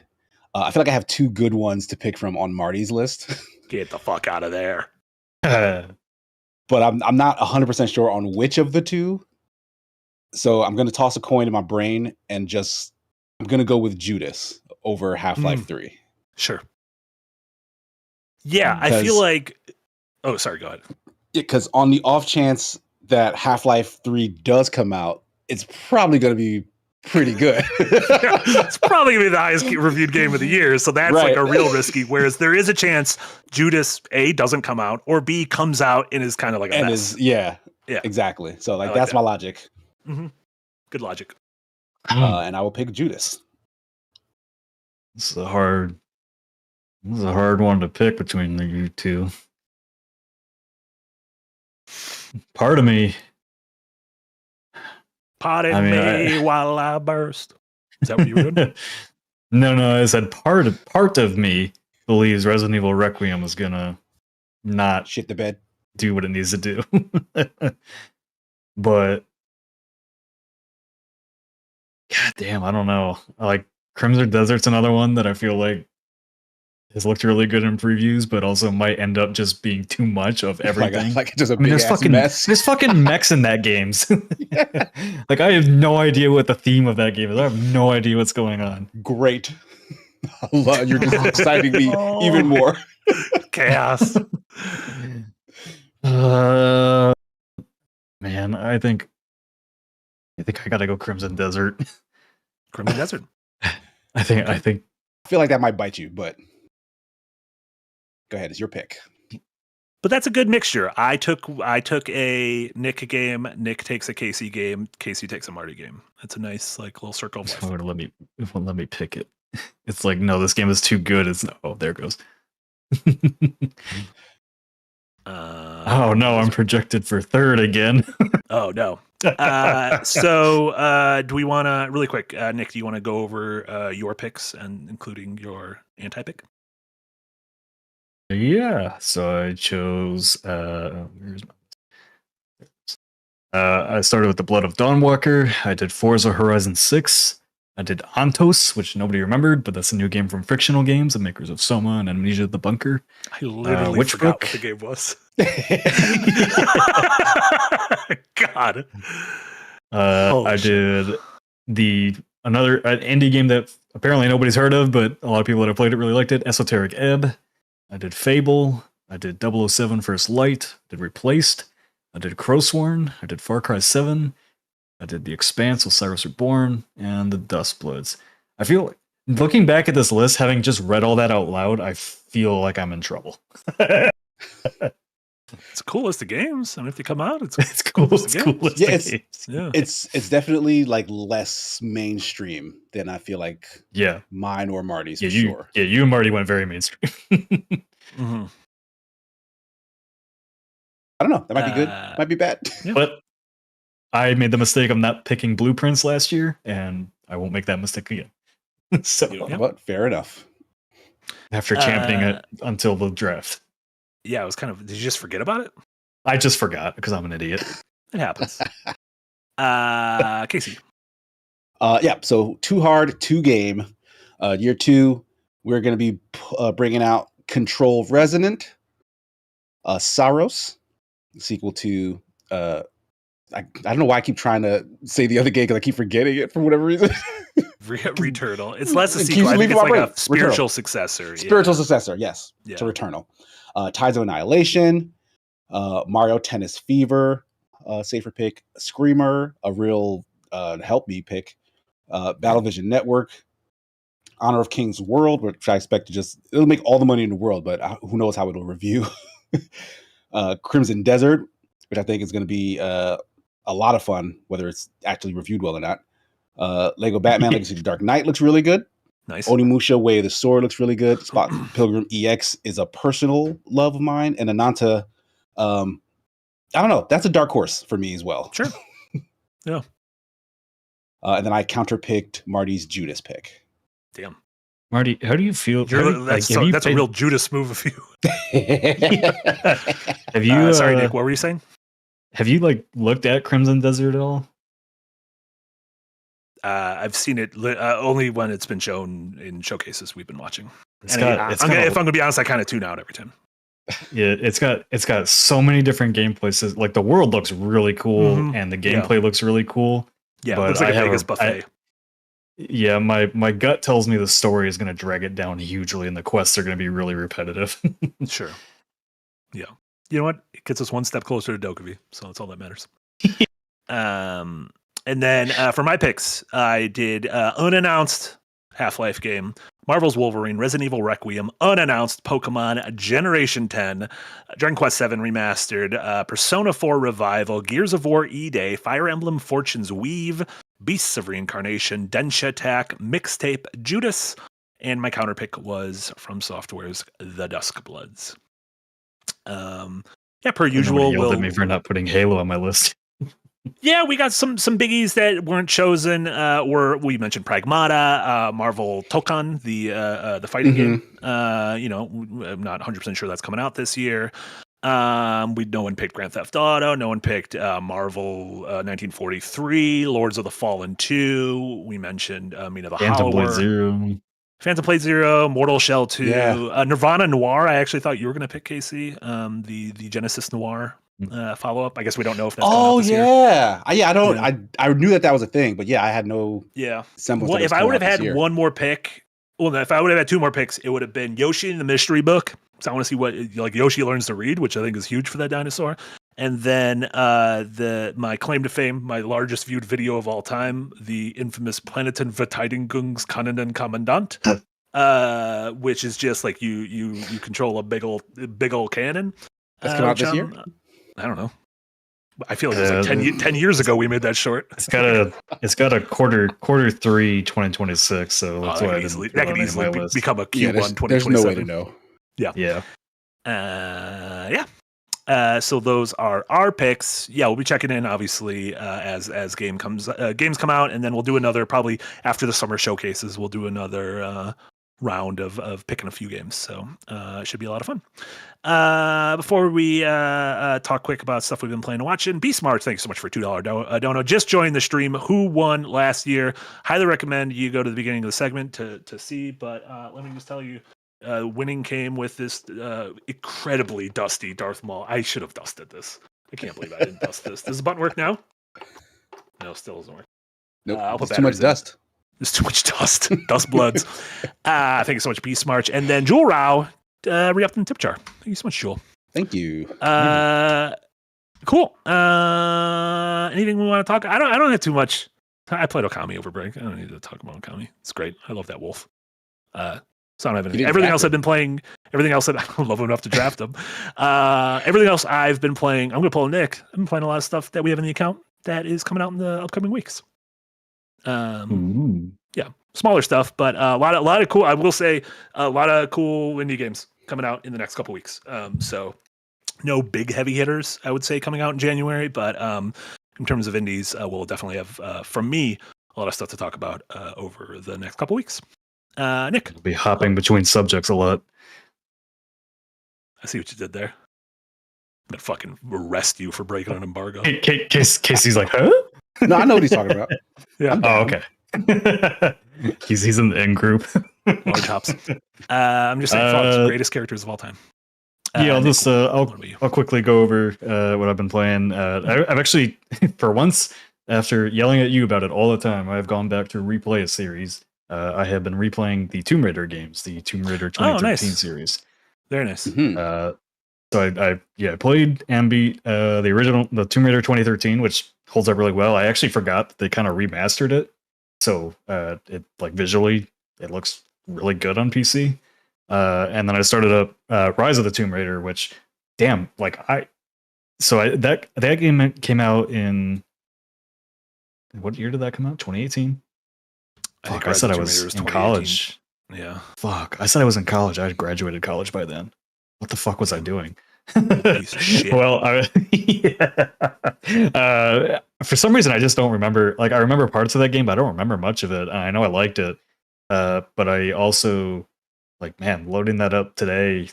Like, you could have fooled me that it's a current gen game. Like, visually, I forgot like how incredible the opening of that game is, and the first temple you get to, and the lighting effects they do with your glow stick and the caverns and everything, and like just the physics of things falling apart. Like, for some reason, I just like remembered them feeling a bit more static than they actually are, gameplay wise. I think it's just because Uncharted 4 blew us all away. So with how far Naughty Dog took things, like and how people move and everything in that game.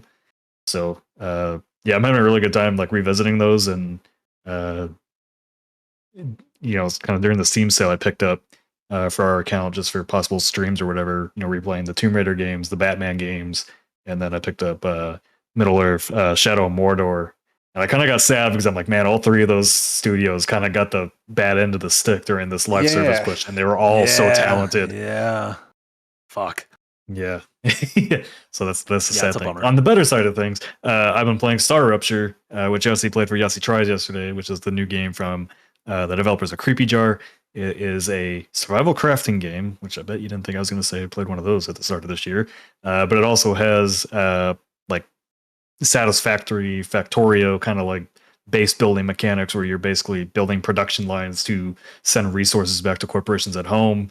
You got a big alien open world to explore. It's got kind of like Helldivers 2 type aliens to shoot and kill, base tower defense. There's a lot going on, and I love it. So I'm not going to say too much more about it because Casey just did a lovely edit on a video essay I did about the game. So you'll have that to watch probably early next week. But yeah, that's what I've been playing. And then I've been catching up on Fallout Season 2, which is enjoyable. Still haven't started it yet. How many episodes deep is it? 4? 3 or that's 4. rookie I don't numbers. know if 3 or the fourth 4. episode. Rookie Four's this week. numbers. Yeah. Yeah. You're DJT waiting says there was gunplay in that game, referencing Star Rupture. I didn't see any yesterday. Yes, he didn't even get to the gunplay. No, we didn't get. I literally, that surprises me that there's gunplay. Yeah. Because we did not meet another living thing in that game. Oh man, did he explore it all? No, he got. I mean, we spent like most Yeah. of the first 45 minutes just doing the tutorial missions. Tutorials, yeah, that's He fair. did only play for an hour, isn't it? Like, and by the Yeah, end of the yeah. hour, he Yeah. seemed to really like get into its groove. So, Mhm. Yeah. Sir George Lucas asks, "Have they canceled Last Samurai Setting yet?" Actually, no. They're giving it a second season. So, suck it, damn, roasted. You suck. Casey. What have you been up to? I shouldn't tell people. What'd you get for Christmas, Casey? Did you get some games for Christmas? Games? No, I'm the only one who buys games in this house. Buy I games. didn't get any games for Christmas either. I got a vacuum machine. I mean, that's useful. You can use that at least. It Sure. is. Oh, I do need to get something though. I can still hear you. What I need is clothes. But anyway,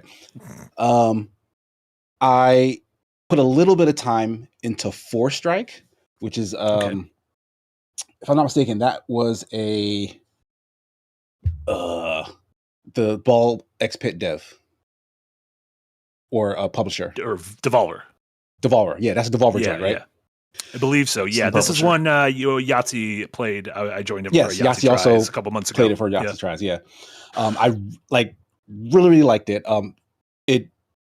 It's a little slow to start, like it gets bogged down too much in exposition, but once it lets you into its concept, it is really, really fun. Like the idea behind it is you think Samurai, I'm sorry, not Samurai, Katana Zero, think Katana Zero, where you can rehearse a combat encounter as many times as you want. Like it's one hit kill, not one hit kill, but few hits will kill you. But you can take out enemies with a suite of moves, and you can rehearse doing it perfectly as many times as you want, and then you get to try it one time for real and see how far you get. And then you can take like a hit or two, and then it's basically like a roguelite progression where you're trying to see how far you can get by practicing all these encounters.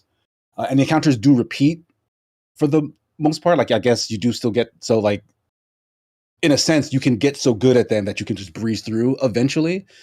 But in order to do that, you got to put in the time. And like, that's the sort of like super hardcore repetition of a combat mechanic that I really, really like. Like it just kind of boils down the essence of situational awareness and a martial arts fight encounter into like just the very fundamental building blocks. And like, I'm kind of obsessed with that idea. But I haven't had a ton more time with it because I got hopelessly sucked back into Zenless Zone Zero. I don't even know how this happened. They got you. I don't know how this happened. I got an email where they were like, "Hey, we're giving out like free whatever if you just log in." I was like, "Let me just log in and get this thing." I thought it was gonna be like an email from your waifu who's like, "Casey, we miss you. Casey-san, we miss you." No, they're running Give this us your event money. where you get to pick a free S rank character out of like a list. And I was like, "Oh, I really liked that character when I tried him out in like the story thing, but I never like pulled and got that character. So let me see if I can get that character in the thing." Turns out that's not how that worked. I would have had to spend a ton of money to then be allowed to pick one of the S rank characters. But they gave out some other S rank character for free. I tried that character out and was like, this character is bonkers. like no one else I played with prior to this character felt this crazy. So what else is new? Like I just got that curious. And the thing is, like, the game is so good at like kind of eking you back in. Like they know that you've been gone for a while, and they'll have certain tasks that pop up and say, "Hey, try this out," to ease you back in, to like remind you of like mechanics and stuff. They even go so far as to give you rewards for everything. So like, even if you're like, "Oh, do a tutorial with this character," it's like, well, I've played that character before, I don't really want to. They incentivize it by giving you some of the pull currency. So I jump into it, and it turns out, oh, it's not just a tutorial for that character. It lets you preview what that character is like if you get all of the upgrade path for that character, which of course will take a ton of money and time and stuff. Sure. But the mechanics on display when you have like a end of life character are actually drastically different. And I don't know if this was always the case or if they added something later to be like, hey, to give you more incentive to like pull and get these characters that you already have to their end goal. We're going to make them a little spicier once you do that. And like, it's just really fun stuff that it legitimately got me excited to like, all right, well, let me just see what I can get if I pull. Like maybe I'll get a little closer to this. And then I just randomly got the brand new S rank character that's on the banner, and she's absolutely busted. Like insanity on screen with this character. So I'm just going through all the story stuff because it is really good. Like I was a big fan of all the story stuff that they were doing on top of the combat stuff. And every brand new character, even if at first glance they're a little underwhelming, once you actually go through their story and like learn about them, they become very interesting. Like I would watch a series about all of this stuff that's going on in Zone Zero. So like I'm just really, really hooked again. And I don't want to be because I'd rather I want to get to some of the other stuff. I'd rather be playing literally anything else. Yeah, but like hours will just disappear when I'm just trying to like, oh, let me just do this. Oh, let me just do this. Let me just do that. So it's a very dangerous game, but I've not spent any money. I probably should, just out of consideration for how good it is to me. But so far, I've not spent any bucks, but I'm having a great time. Listen, whatever makes you happy. I appreciate this all. That's your favorite of the Miho Yihos? Yeah, by far. And Genshin Impact was a lot of fun. The Miho Yihos. And Genshin Impact is honestly more game than Genshin. Sure, Impact, it does feel like a diet Breath of the Wild, yeah. It condenses some of the character action stuff into the quests are very like, go through dialogue. Like it feels like maybe how like JRPGs might be like maybe like a Persona where like you're doing a ton of dialogue and then like just interspersed little vignettes of running around, because if you remember, that game used to have like a bunch of they called it the screen array, I think, where like it was like a little bit of a puzzle game where you had to like navigate via television screens. There were like puzzles and like pop-ups that were telling you things that were happening, but you were looking at a bunch of like monitors. They did away with that because apparently fans didn't like it. So now that stuff has been replaced with you running around the actual levels, and like you'll talk to characters in the space, and there's like more cutscenes that flesh it out. So like it's not revolutionary, but it's definitely more engaging than it was. So I do see that they're trying to improve on the things that they did have criticism on. And I didn't mind it so much, but like it's fun. They've hooked me once again. That's the important thing. As long as we're having fun. You could say they gotcha. They gotcha. That's good. I like it. That's real good. Anything else? I did watch the two Neja movies, like those big Chinese animated movies. Yeah, Neja 2 was one of the Neja 2 might have been globally the biggest movie of last year. Yeah, the first one is okay. Like it's a nice introduction to some of that Chinese mythology that we're always hearing about that China keeps porting over here. But it still very much feels like you're an outsider to like a bunch of insider stuff. Like I feel like there are pieces missing in the way they tell their stories. Gotcha. And the second one was a bit more of that, but I will give them credit for some of the most incredible like just animation sequences, like absolutely bonkers like sequences of like battles and like spectacle and like things that are like just hundreds of times bigger than the character that you've been watching the whole time, and then just like floating around it and going inside it, and it's nuts. Like me and my son were like having a ball watching it, and it's very long, by the way. Like that second movie is like 3 hours. It's a change, I think. Yeah, it's a and if it wasn't, it felt like it. Yeah, but I liked it. Like they're definitely spectacles. Never. James Cameron wishes. I'd rather watch that than Avatar, for sure. Damn, shots fired. And our once and future king, J Cam. I'm never gonna see those movies. Just make another movie. Just make another Titanic. What are we doing? Just make Titanic 2. Just make a new Terminator. Make more Abyss. No, we gotta stop making Terminator movies. Lives and breathes Avatar now. Honestly, I kind of good for him. I'd rather live on Pandora right now. We gotta go out of here. Well, here's the thing that KC will probably want to go play. Just broke about 30 minutes ago. Nintendo for the Nintendo GameCube just added Fire Emblem Path of Radiance. Fuck! Oh, nice. That tonight. That's great. Yeah, I missed out on that one. Yeah, they're slowly but surely putting some good games on there. Wario World, Chibi Robo, F-Zero. Good on you, Nintendo. Before we wrap up, Far Too Many Frogs, thank you so much, $2. I've spent months to get a perma bingo for this.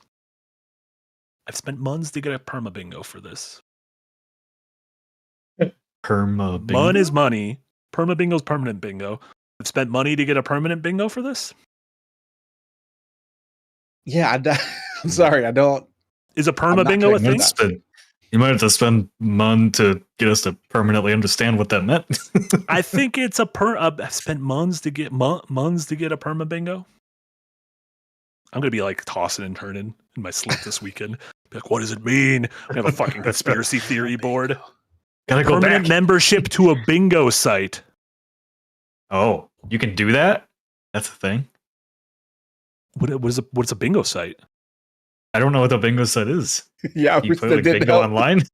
The same one that Jack's Films uses? Jack Packard's Films? Who's Jack's Films? Yeah. This is a rabbit hole. Or that too many only gets frogs. worse. You're in your own little world over there. You know what? We call it own little tadpole pond. Our tadpoles are like small frogs. $20 to create your own bingo board. That's better than me going to take a copy of Master and Commander. Far Side of the World. Fucking Yeah. love the Far Side of the World. Best movie. Did you say the best movie? Best movie. It's a good movie. It's probably a top 5 movie about ships. Love ships. We did it. James Cameron strikes again. James Cameron stays winning. Well, man It's can't not lose. James Cameron, but No, I'm saying he has the #1 movie about a ship. Far Too Many Frogs says, y'all have careers on YouTube and don't know who Jack's Films is? Yeah, because we're too busy winning. We're too busy talking about J-Cams. I don't know who every time someone mentions a YouTuber, I'm like, I don't know who this is. And I click on their name and they got like 10 million subs. I'm like, oh, Yeah, there's there's a lot of those. Yeah, there you go. But yeah, that will do it for us for this inaugural episode of Firelink for 2026. Thank you so much to everyone who watched live, anyone listening on your podcast service of choice, anyone who donated during the podcast. We appreciate y'all. We'll have a more normal episode next week with regular topics and all that stuff. So if you didn't want to hear us just sort of gamble live, that's fine. We'll be back next week with a normal ass show. Nick, what do we have going on? What should folks know about in your neck of the woods? A new episode of Unpacked out tomorrow on predicting the big stories of 2026. Some outlandish predictions in there somewhere. So we'll enjoy that, I believe. And then, next week I'll have a short video essay on Star Rupture, which I talked about earlier in the show. And then I am doing all the other usual work and just trying to survive this year that we are 8 days into with not great news going already. So I think it's going to be great. Casey, what do you got going on? I don't know. Check out Nick's video essay, which I helped produce. Me and the wife will probably be starting the Seance of Blake Manor tomorrow evening. So join us for that on my YouTube channel. I'm sorry, not YouTube channel. My Twitch channel, Sigma Years 9. I think that's all I got for right now. So, but just stay tuned because like more stuff, of course, will be coming. It's early in the year. We're getting our bearings back underneath us. It's going to be good though. Yeah. As for me, you can follow me at jacksfilms.com. It's where I create various films starring folks named Jax. Yeah, various Jacks.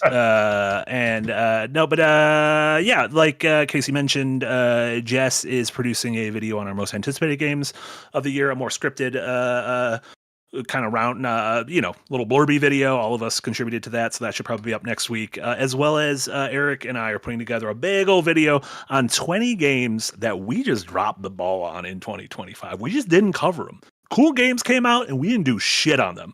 We didn't stream them. We didn't review them. We didn't make video essays. And it's just a big, long mea culpa. Yeah, we're not very good at our job. I forgot to put War Monkey on the list. This is too many games. You I didn't forgot put to, any War but you Monkey did on talk this. about it. Yeah, that game's... but it was You bad. talked about it for a long time on Fire. I know, and then it came out and it was bad. I got this new marble game, though. So next week, I'll tell you all about this marble game I've been playing. Oh, my God. It's fucking great. Thank you all so much, everyone who watched and listened. Appreciate you all. So for Eric, for Casey, and for Nick, this was Marty. Firelink episode 94. Everyone have a wonderful rest of your Thursday and rest of your week, and we'll see you all soon. Bye, everyone. Bye, guys.